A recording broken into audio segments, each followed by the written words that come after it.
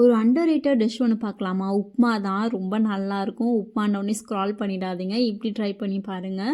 ஒரு டீஸ்பூன் வந்து நெய் சேர்த்துட்டு அதில் வந்து எவ்வளோ கோதுமை ரவை உங்களுக்கு வேணுமோ சேர்த்துக்கோங்க. சேர்த்துட்டு நல்லா நீங்கள் வந்து அதிலேயே நல்லா வந்து சாட்டே பண்ணணும். அந்த டெக்ஸ்சர் நல்லா டிஃபைனாக தெரிகிற வரைக்கும் நல்லா சாட்டே பண்ணி ஓரமாக எடுத்து வச்சுக்கோங்க.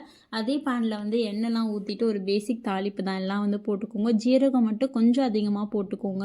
அப்புறம் இஞ்சி, அப்புறம் மிளகா, அப்புறம் கருவேப்பிலை எல்லாம் போட்டுட்டு கொஞ்சம் வெங்காயம் உங்களுக்கு எவ்வளோ காய் வேணுமோ அவ்வளோ காய் நீங்கள் வந்து போட்டுக்கோங்க. போட்டுட்டு நீங்கள் வந்து 100 கிராம் வந்து ரவை எடுக்கிறீங்கன்னா 300 ml வந்து தண்ணி ஊற்றுங்க.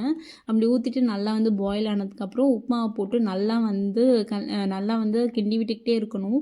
ஒரு 10 நிமிஷம் அப்படியே வந்து விட்டுருங்க. அது வந்து ரெடி ஆகிடும். அதுக்கப்புறம் மேலே வந்து நெய், கொஞ்சம் லெமன் ஜூஸு, அப்புறம் கொத்தமல்லி எல்லாம் போட்டு சர்வ் பண்ணுங்கள். ரொம்ப சூப்பராக இருக்கும். ட்ரை பண்ணி பாருங்கள். எப்படி இருந்துச்சு அப்படின்றத கமெண்ட் பண்ணுங்கள்.